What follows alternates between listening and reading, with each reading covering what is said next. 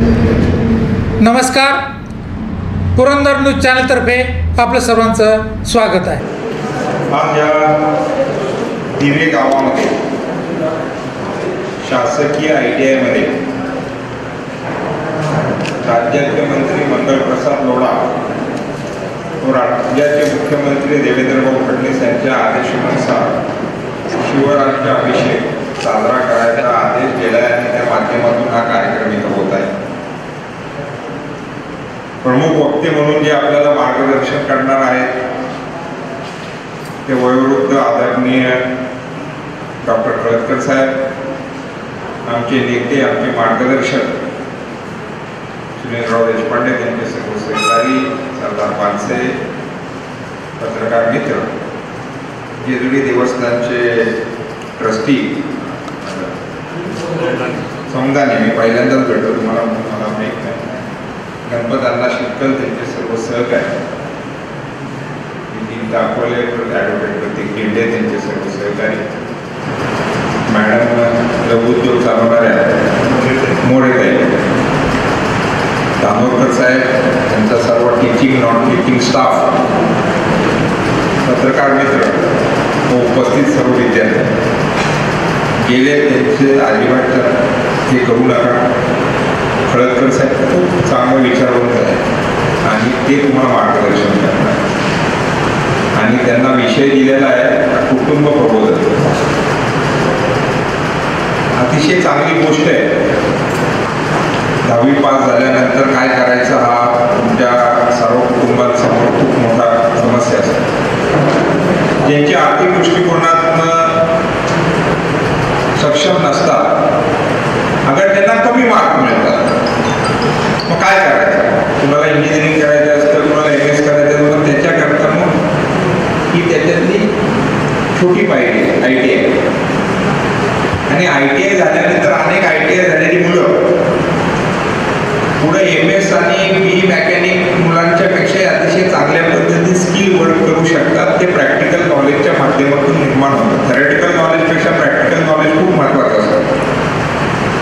आणि कौशल्य म्हणजे काय? तुमच्यातले जे कौशल्य आहे, तुमच्याकडे जे गुण आहेत, ते गुण या ITI मध्ये त्याला अजून पॉलिशिंग केलं जातं. म्हणजे आपण एखादं भांडं असतं जुनं, त्याला पॉलिश करतो, कलई करतो, तसं तुम्हाला हे करून तुम्हाला त्याच्यातलं कौशल्य निर्माण करून टेक्निकली तुम्हाला सर्टिफिकेट देऊन तुम्हाला समाजामध्ये या जगामध्ये एका स्टँडवर उभं केलं जातं. आपण सर्टिफिकेट देतो ना, काय देतो ना. आणि मग पूर्वी ITI मध्ये मुलं बाहेर निघाली की नोकरी करता हिंडायची, पण आता शासनाने उद्योजकांना सांगितलं ITI मध्ये जा, तिथं जाऊन तुम्ही त्यांच्याशी चर्चा करा. जी मुलं तुम्हाला वाटतात की ती तुमच्या कंपनीमध्ये, तुमच्या ह्याच्यामध्ये समाविष्ट केली जाऊ शकतात, त्यांना तिथं जॉब ऑफर करा. आणि शिवराज्याभिषेक छत्रपती शिवाजी महाराजांनी तुम्हाला दिशा दिली, समाज प्रबोधन केलं, समाजामध्ये कसं पुढं जायचं हे तुम्हाला शिकवलं. त्या काळामध्ये छत्रपती शिवाजी महाराजांनी भवानी तलवार कमरेला लावली स्वतः आणि समाजामध्ये क्रांती घडवली. महाराष्ट्राला स्वराज्य मिळवून दिलं. तुम्ही आज जे हिंडताय स्वराज्यामध्ये राहू, समाजामध्ये त्या तलवारीच्या ह्याच्यावर सुनीलराव सर्वसामान्य माणसाला जातीपातीचं राजकारण न करता एक हिंदवी स्वराज्य निर्माण करायचं काम या दिवशी शिवराज्याभिषेकाच्या माध्यमातून एक वेगळा संदेश संपूर्ण जगाला दिला. म्हणून 300 वर्ष होणी हे ऊन फेडण्याकरता आपण दिन साजरा करत असतो. वादविवाद होत असतात, तारखेंवर या देशामध्ये वादविवाद होतात आणि होतच राहतात. पण आत्ताची काय परिस्थिती? डॉक्टर साहेब, तुम्ही कुटुंब प्रबोधन म्हणून आज इथे घेणार आहे. पण आज या समाजामध्ये छत्रपती शिवाजी महाराजांच्या सारख्या लोकांना असं वाटतं की आपण कमरेला बंदुका लावल्या आणि हिंडलं म्हणजे आपण छत्रपती झालो, असं नाहीये. नुसत्या कमरेला बंदुका लावून कोणी छत्रपती होत नाही. छत्रपतींचे विचार घ्यावे लागतात आणि अनेक जणांना त्या बंदुकापायी आज देवेंद्र भाऊंच्या कायद्याने आणि कायद्यावर सुव्यवस्था या राज्यामध्ये नव्हता, लॉ अँड ऑर्डर नव्हती, आणि ती लॉ अँड ऑर्डर निर्माण करायचं काम देवेंद्रजींनी आज या राज्यामध्ये निर्माण केलेली आहे. सगळं गुंडागर्द्यांना सांगितलेलं आहे, कोणीही त्या हत्याराचा वापर माझ्या माता भगिनींवर केला, सर्वसामान्यांवर केला, त्यांना योग्य शासन झाले पाहिजे. ही आज संपूर्ण राज्यामध्ये तुम्ही बघताय. भागवणे एक क्षुल्लक गोष्ट काय, भागवणे ही क्षुल्लक गोष्ट आहे. असे अनेक गुन्हे ते पाडले गेले पाहिजे. एक आगवण्याचं प्रकरण बाहेर आलं म्हणून माहिती, फार छोटा माणूस आहे, तुम्हाला कोण सांगायचं आगवणे. मी तर टी व्ही बघताना जेवताना टी व्ही बंद करतो, कारण का जेवत बसतो आणि टी व्ही आपल्याला सवय जेवताना टी व्ही बघतो, नाही बघत सारखं ते आगवणे जेवण जात नाही, मला वाटते काय म्हणून मी टी व्ही बंद करतो. मग हागवणे हा एक क्षुल्लक गोष्ट आहे, काय त्याच्याशी नाही, पण असे खूप हागवणे ह्या राज्यामध्ये आहेत. स्त्री धन कुटुंबाची प्रमुख असते, माझी स्त्री धनावली महिला या कुटुंबाचे प्रमुख असतात, आणि जो माणूस महिलांचा आदर करू शकत नाही तो समाजाला काय देऊ शकत. जो आपली लक्ष्मी मानतो ना, आणि जो त्या महिलेला आदर करणार नाही, महिलेचा अपमान करणार, तिच्या डोळ्यात पाणी आणणार, तो समाजामध्ये काहीही करू शकत नाही.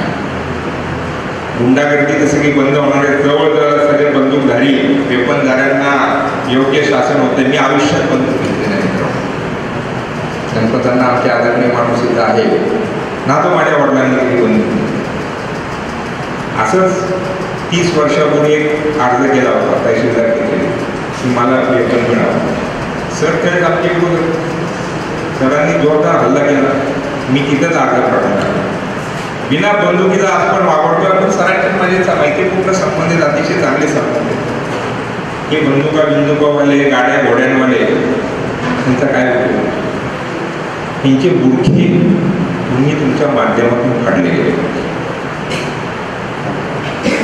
हेच खऱ्या अर्थानं शिवराज्य अभिषेक आपण साजरा करतोय समजायला पाहिजे.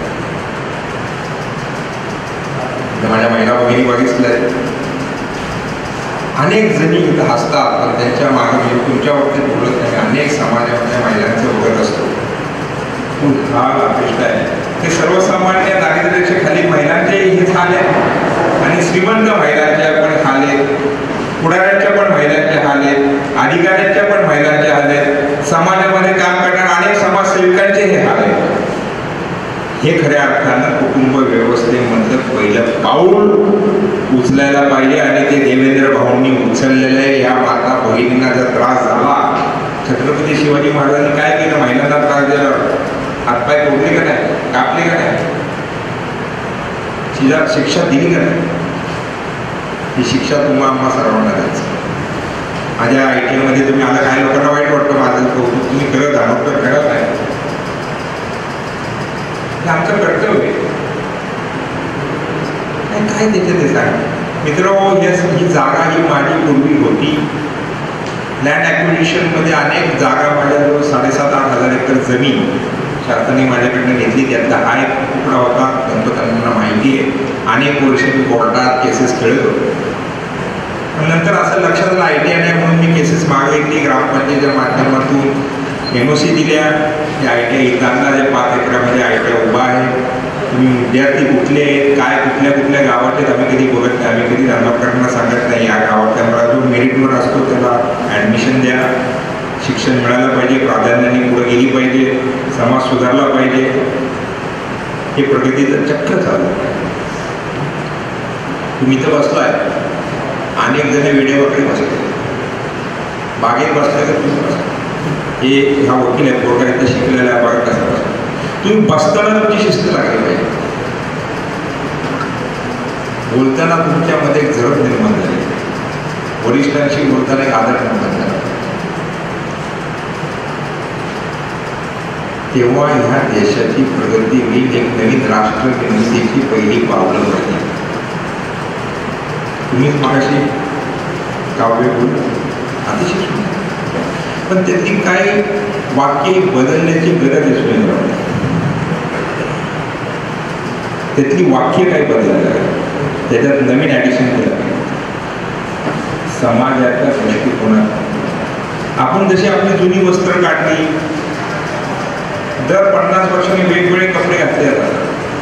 नऊवारी साडीतनं पाचवाडीवर, पाचवाडीतनं पंजाबी ड्रेसवर पॅन्ट, अनेक अशा गोष्टी असतात. हे चक्र असतं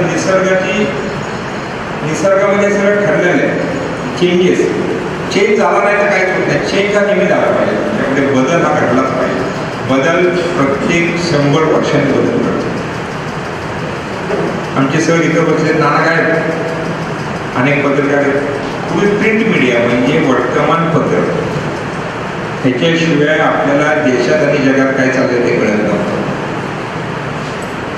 पण आता त्याच्यानंतर इलेक्ट्रॉनिक मीडिया, सरांचा पेपर होता संगमेश्वर, पण पुढे लोकांना वाचायचा कंटाळा आला. मग सरांनी इलेक्ट्रॉनिक मीडियात प्राधान्य केलं. इलेक्ट्रॉनिक मीडियानं सर आता सोशल मीडियावर आले. हे बदल घडतो. हा बदल सर्वीकडे. शिवाजी महाराज कोणत्या हाताळ्याने लढत होते? तलवारी, भाले. आता आपल्याकडं शत्रूच्या हद्दीत न जाताही इथं बसून त्यांच्यावर हल्ले करू शकतात. हे सगळं बदल सायन्स टेक्नॉलॉजीच्या माध्यमातून झालं. मी जात मानत नाही, मी देवाला मानत नाही, माणसातला देवाला बोलतो. जातीला माझ्याकडे थार नाही. मी कधी आयुष्यात कोणाला जात विचारले आणि विचारत पण नाही. समाजामध्ये प्रत्येक दिन दुबळ्याला मी देव मानतो. जिथं अडचण आहे तिथं त्याला मदत करणं हे माझं कर्तव्य असतं. लोकांना वाटतं मी कडक आहे, पण नाही. कडक नाही राहिलो सुनीलराव आपली गत फार वाईट होऊ शकतो. माणसाने अतिशय चांगल्या पद्धतीने राहिलं पाहिजे. तुमचे ड्रेस, तुमचा ड्रेस तुम्ही नीट ठेवला पाहिजे. फाटका असावा पण नेटका असावा, ते कडक राहायला पाहिजे. तुम्हाला तुमचा स्वतःचा ॲड्रेस म्हणजे स्वतःची ओळख तुम्हाला निर्माण करायची आहे. इथं अतिशय चांगले शिक्षक तुम्हाला दिले गेलेले आहेत. त्यांच्या परीने ते तुम्हाला शिकवत असतात, तुम्हाला सांगत असतात घडा, तुमच्यामध्ये बदल घडवा. तुम्ही नाही घेतलं काय, येतं काय तुम्हाला नापास करणार नाही. दानवकर साहेब तुम्हाला देणार. राजेश दानव चांगला माणूस आहे. काय करतात त्यालाही ते भीती होती. आधी काय झालेलं आहे देशामध्ये. प्रशासनावर एवढा दबाव आहे माझ्यासाठी. त्यांच्या मनात असणाऱ्या गोष्टीच ते करू शकतात. माफ करा म्हणतो, पण काय साहेब मला चीड आहे, मी घाबरत नाही आणि मी बोलतो म्हणूनच सुनीलराव मागे.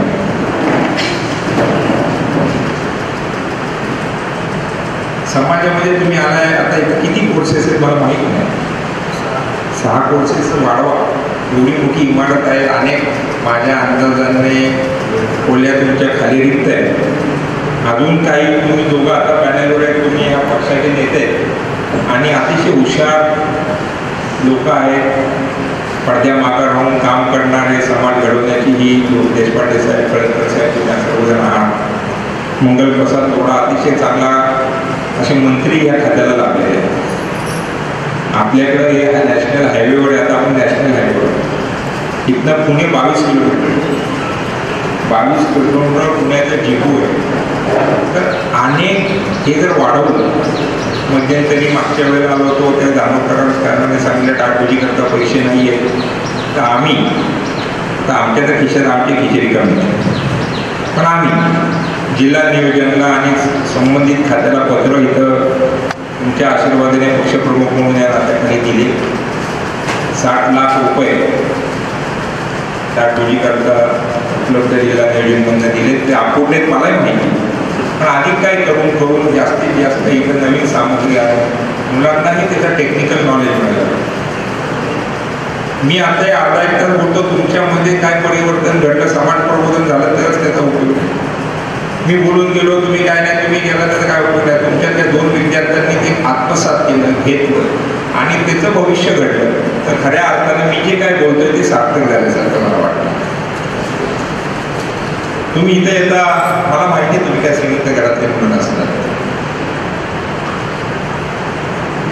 तुमच्या आई वडिलांचे स्वप्न असणार. आम्ही जे कष्ट घेतले ते मुलांनी घेऊन ITI जाऊन त्यांनी काहीतरी करावं, पुढं जावं, 4 पैसे कमवावे आपली जी घरची परिस्थिती आहे ती घरची आर्थिक परिस्थिती बदलावी, समाजाच्या बरोबरीने चालायला मिळावं, हे स्वप्न तुमच्या आईवडील घरी बघत असतात आणि ते साकारण्याकरता तुम्हाला ITI मध्ये पाठवत असतात. काही जणांना खऱ्या अर्थानं शिकायचं असतं, काही बळजोबरीने शिकत असतात. जे खऱ्या अर्थानं शिकतात आणि ज्यांना खरंच स्वप्न आहे, तुम्ही स्वप्न बघत जावा आणि ते साकार करण्याचे प्रयत्न करत जात जावा, त्यावेळेस खऱ्या अर्थानं प्रगती. जो माणूस स्वप्न बघत नाही तो काही करू शकत नाही. स्वप्न बघितले पाहिजे आणि साकार केले पाहिजे. माझ्याकडे अनेक विद्यार्थी आहेत, अनेक विद्यार्थी माझ्याकडे शिकतात. आजच मला एक विद्यार्थी आता भेटायला आला, साहेब मी LLB झालो. त्याचं नाव प्रतीक भेंडे, याच गावाचा मुलगा आहे, मोठे वेळा करतो. आणि कसं विद्यार्थ्यांना सांगते काय असतं, नशीब आपलं कसं बदलत असतं. सर्वसामान्य कुटुंबातला आई वडील दोघंही कष्ट करतात. आई वडिलांनी एक दिवस कष्ट केलं नाही तर घरातली चूल पेटली. अशा कुटुंबातला प्रतीकाला इथल्या काकोबा हायस्कूलमध्ये शिकला. पुढं सासवडला जाऊन त्यांनी त्याची पुढचं शिक्षण पूर्ण केलं. माझ्या संपर्काला येता जाता बघायचं असतं, तुम्हाला माहिती आहे. आणि कुठंतरी B.Com झाल्यावर कुठंतरी क्लार्कची नोकरी मिळावं म्हणून माझ्याकडे 2-3दा आला. अनेक संस्था माझ्या मार्गदर्शनाखाली चालतात, मी त्या संस्थेमध्ये लक्ष घालत नाही, गणपतांना माहीत होतं. 2-3 लोकांना सांगितलेला क्लार्कची नोकरी, B.Com झाल्या, फर्स्ट क्लासमध्ये शिकला. पण भाऊबंदीचं राजकारण, द्वेषाचं राजकारण, ह्याच्या खाली त्याला काय 10-15 दिवस काय कसलं लेटर असतं, अपॉइंटमेंट लेटर दिलेलं आहे. मुलगा खचला. 6 महिने झाले होते, ग्रॅज्युएशन, नोकरी लागत नव्हती. आईवडिलांची इच्छा होती 4 पैसे घरात येतील. सकाळी मी चाललो, एक दिवशी मला भेटला, म्हटला बाबासाहेब चल म्हणलं पुण्यात भाऊ चल बस गाडीत. आणि आम्ही दिवे घाट उतरून खाली गेलो आणि वडकीच्या तिथं असताना माझ्या डोक्यात तार चढला. अरे मग प्रतीक म्हटलं पुढचं शिकलं नाही. म्हटलं साहेब आर्थिक परिस्थिती नाही, आपण पैसे उभे करू नको पाहिजे. आणि मी तसाच त्याला पुण्याला घेऊन गेलो आणि मग विचारलं तुला कशात रस आहे. तो झालं आता पुढे, आता तो काय सायन्स साईडला जाऊ शकत नव्हता, तो काय डॉक्टर होऊ शकत नव्हता, तो काय इंजिनियर होऊ शकत नव्हता. मग माझ्या डोक्यात आलं त्याला LLB करावं. आम्ही जरा चौकशी करा, आम्हाला CET मध्ये जी CET दिली, मग LLB मध्ये जी ॲडमिशन झाली.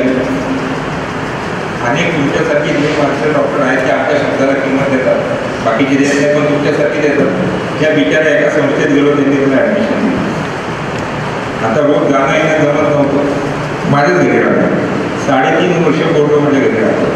किती अशी 4-5 पोरं राहतात. आणि परवा गेलेला आता पेढे द्यायला आला. आता त्याला सांगितलं तुला कुणाच्याच वशिल्याची गरज नाही, तू स्वतः काळा कोण घातला की रोज तू छापणार. नाही काय केलं तरी 1000 रुपये कमवणार. डोकं लावलं तर 50 लाख रुपये. मग चिनाय म्हणून माझा एक मित्र आहे, चिनाय, सरांना माहिती माझ्याकडे येतात, अनेक जणांना माहिती कधी कधी लग्न नाही केलं. वय वर्ष माझ्यापेक्षा 60-65 वर्षाने, माझ्यापेक्षा 10 वर्षाने मोठा आहे. पारसी. एका तासाचे एका हिअरिंगचे 35 लाख रुपये घेतो.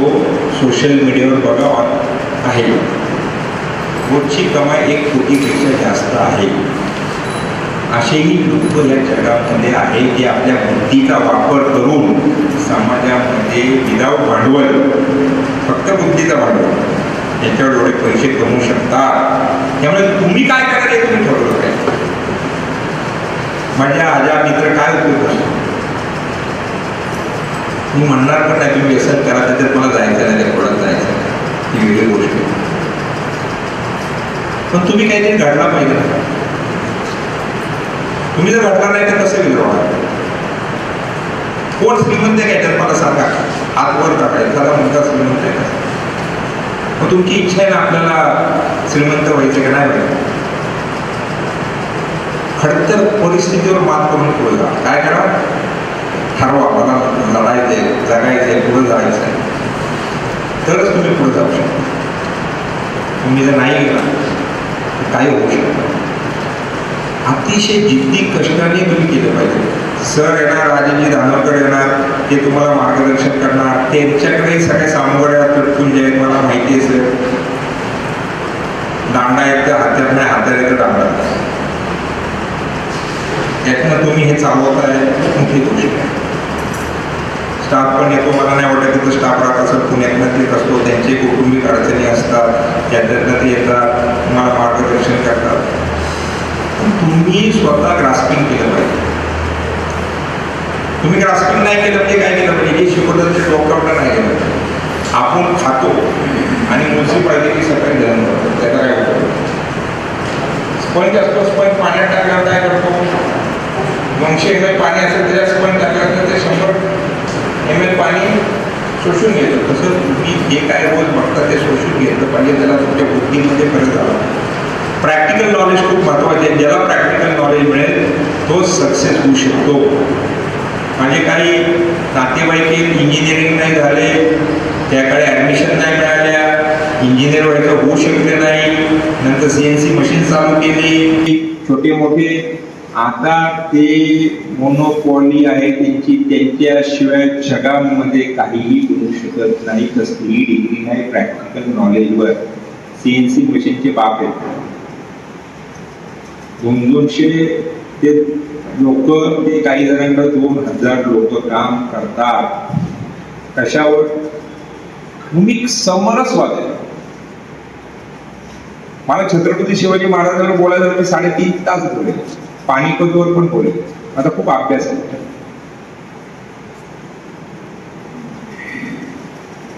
वाचन केलंच पाहिजे. पण मी म्हणणार नाही कुणाला काय आहे, तुम्हाला सगळं आयफोन ह्याच्या माध्यमातून मिळून जाईल, पण तुम्ही वाचन केलं पाहिजे. सगळ्यात अभ्यास केला माणूस तोपर्यंत अभ्यास केला पाहिजे.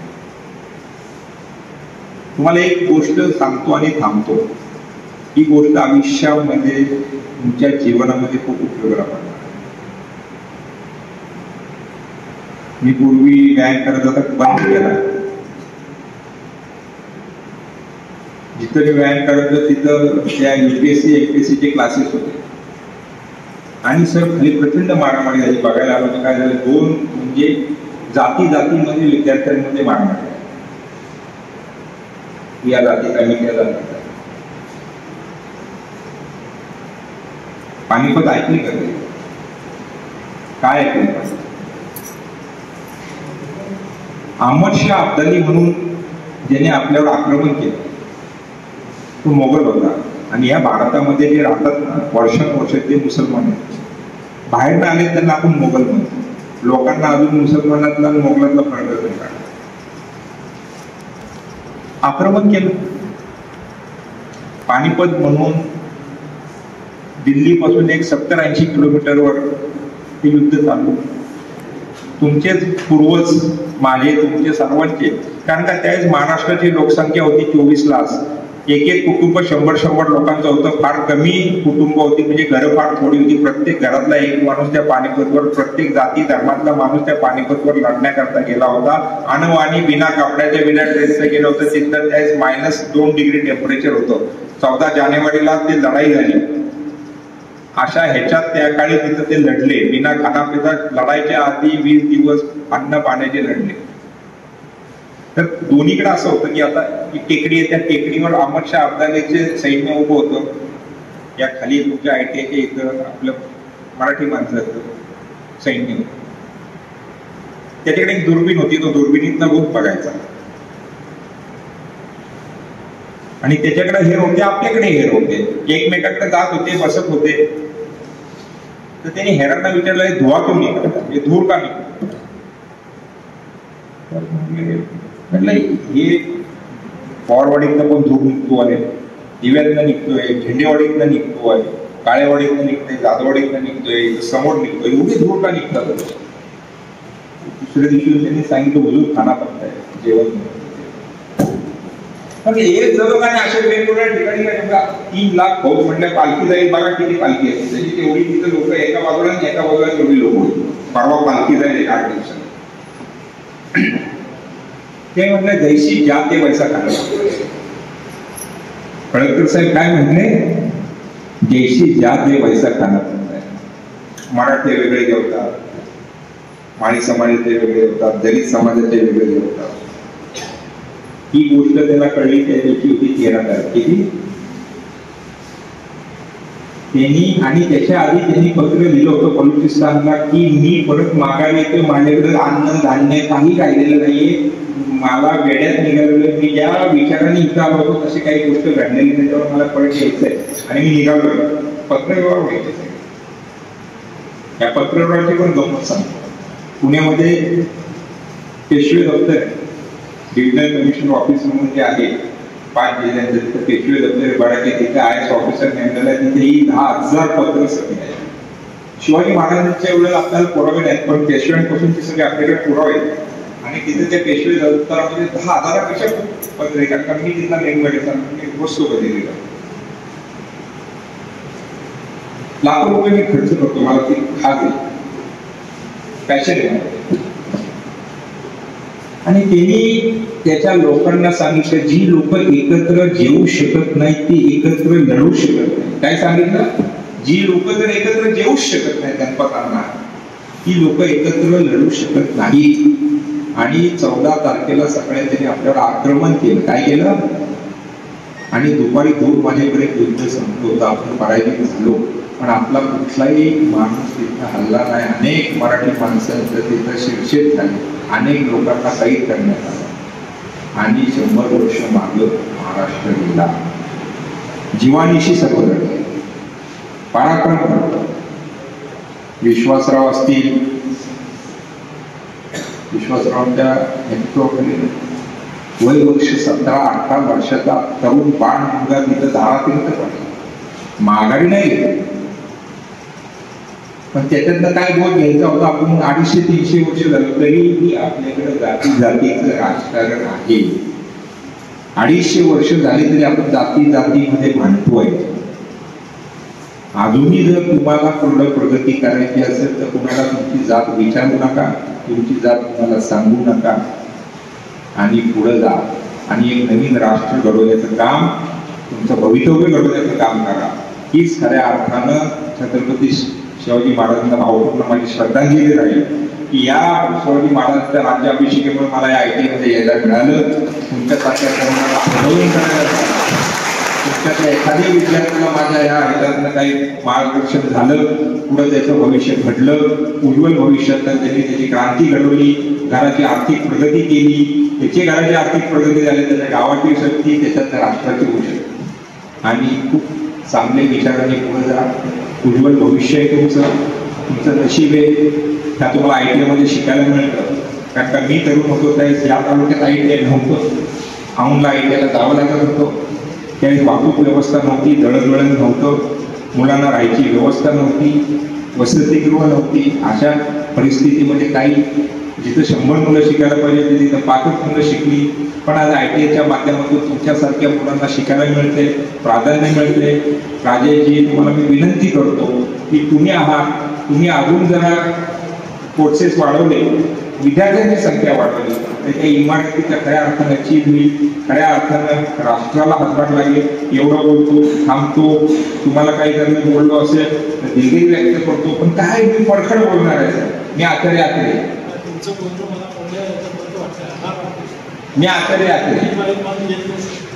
कारण का आचार्य आत्रेंच्या नावावर अनेक जणांनी पैसे कमवले, पण आचार्य आत्रेंचा बोलण्याचा वारसा मला.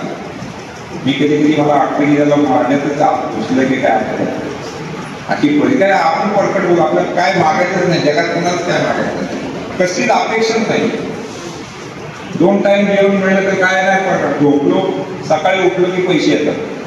तुम्हाला माहित नाही मग माझे पैसे नव्हते, ते एकाने स्कॅनरवरून मला पाठवले, मी लगेच दुसऱ्याला पण पैसे असतातच सगळे. आपल्याला कुठे येतात.